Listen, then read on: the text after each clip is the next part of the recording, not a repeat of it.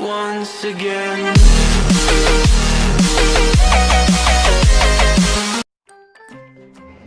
Assalamualaikum warahmatullahi wabarakatuh. Alhamdulillah rabbil alamin. Wassalatu wassalamu ala asrofil anbiya'i wal mursalin sayyidina wa maulana Muhammadin wa ala alihi washabihi ajmain, amma ba'd. Pertama-tama marilah kita panjatkan puja dan puji syukur kehadirat Allah Subhanahu wa taala yang telah melimpahkan rahmat dan karunia-Nya sehingga kita semua dapat berkumpul pada hari ini tanpa ada suatu halangan apapun. Tak lupa salawat serta salam senantiasa kita ajukan kepada junjungan kita Nabi Agung Muhammad SAW yang kita nantikan syafaatnya baik di dunia maupun di akhirat.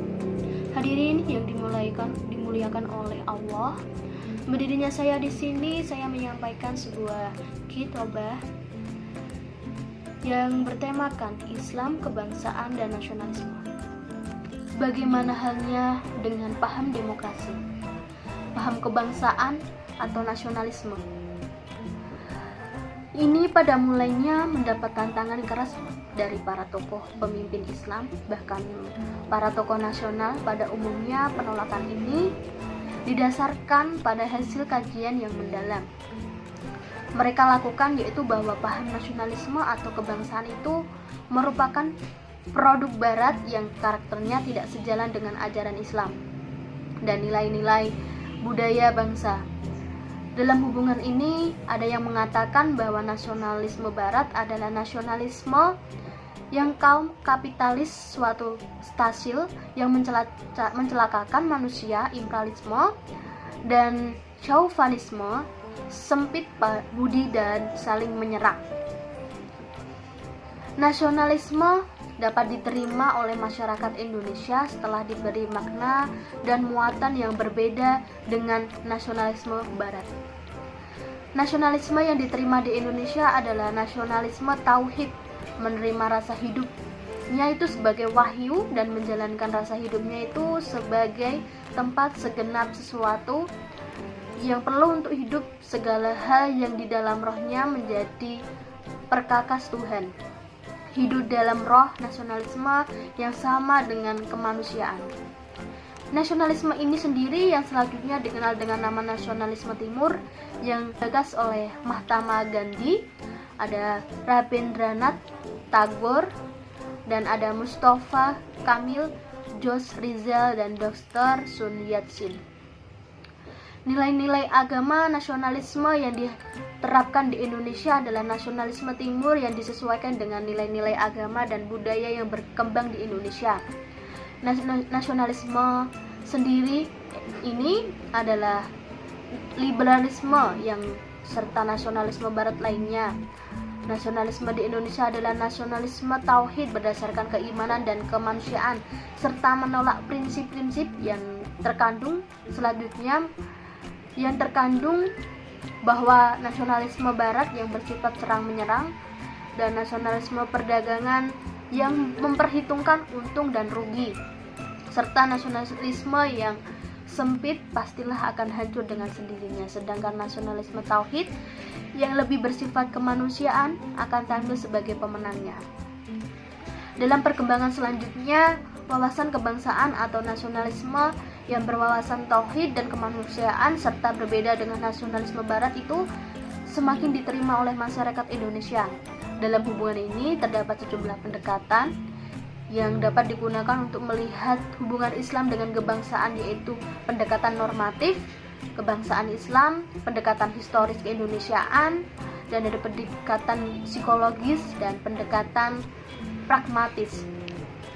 Ketiga macam pendekatan tersebut akan saya jelaskan. Yang pertama ada secara normatif atau keagamaan Islam memerintahkan agar di antara umat manusia yang memiliki perbedaan latar belakang jenis kelamin, suku, golongan, dan lainnya akan melakukan kerjasama tolong-menolong, saling beradaptasi dan bersinergi dan membentuk suatu bangsa guna mencapai sebuah kehidupan yang rukun, damai, toleran, sejahtera, lahir dan batin, serta terpenuhi berbagai kebutuhan hidupnya. Para ulama umumnya mendasarkan pemikiran kebangsaan tersebut itu dalam firman yang memiliki arti, wahai manusia, sungguh kamu telah menciptakan kamu dari seorang laki-laki dan seorang perempuan, kemudian kami jadikan kamu berbangsa-bangsa dan bersuku-suku agar kamu saling mengenal. Sungguh yang paling mulia di antara kamu di sisi Allah ialah orang yang paling bertakwa. Sungguh Allah Maha mengetahui dan Maha teliti. Di samping memerintahkan manusia agar membentuk sebuah kesatuan dengan saling kenal mengenal dan bersinergi, ayat tersebut juga melakukan dasar-dasar kesatuan atau kebangsaan tersebut, yaitu kualitas moral dalam bentuk ketakwaan sebagai ukuran tertinggi, dan bukan berdasarkan etnis, suku, bahasa, jenis kelamin, tradisi, warna kulit dan sebagainya dan sebagaimana halnya.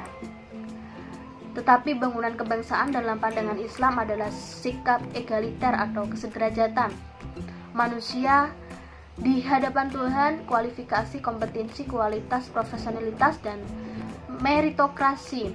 Dalam Islam itu kebutuhan hidupnya, namun hal itu harus dicapai dengan tidak melanggar moral yang serta dengan kemampuan yang dimilikinya. Dalam hubungan ini menarik apa yang dikatakan oleh Harold Archibald Gibb dan Emma Hashim, kekaguman dunia terhadap Islam.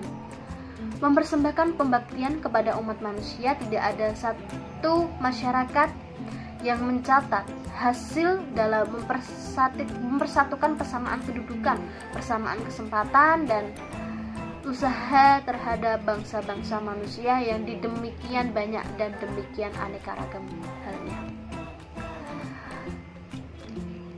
Selanjutnya, secara normatif Islam tidak hanya mengajarkan urusan keagamaan atau keakhiratan atau hubungan dengan Tuhan melalui serangkaian ibadah itu atau ritual atau madhah, tapi melainkan juga mengatur urusan keduniaan atau hubungan dengan manusia melalui serangkaian ibadah muamalah seperti urusan ekonomi, politik, pemerintahan, dan sebagainya.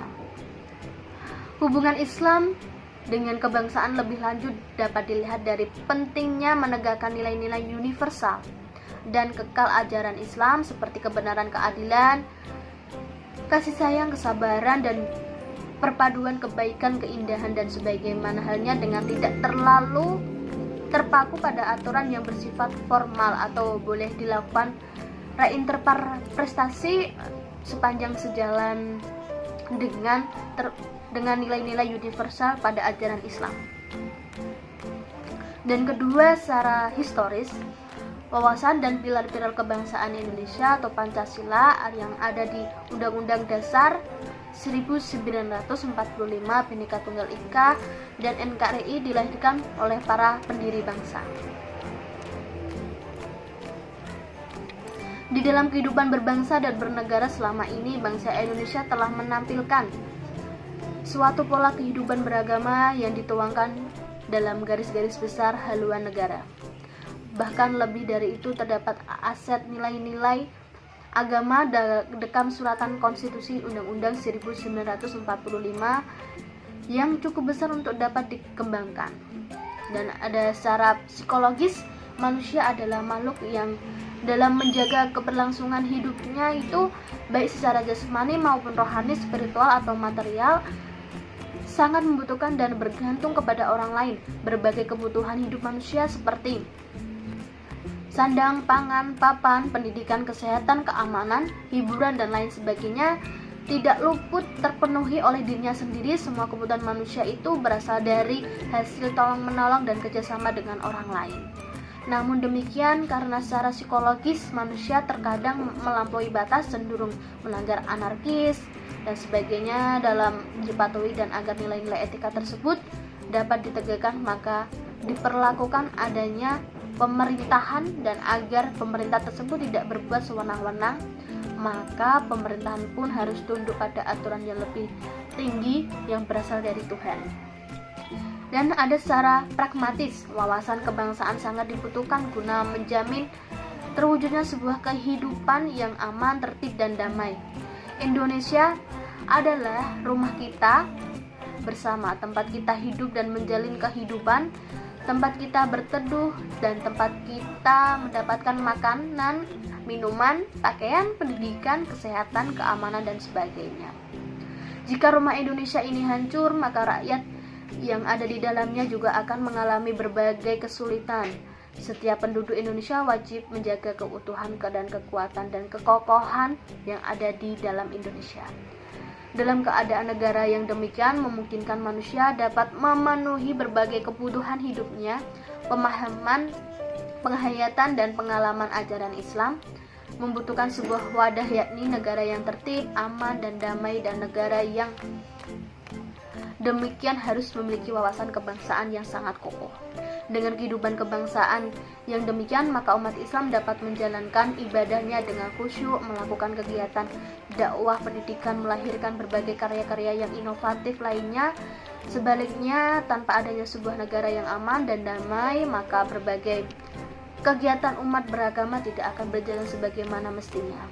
Sebagaimana hal yang demikian dapat disaksikan pada berbagai negara di kawasan timur atau kawasan Timur Tengah.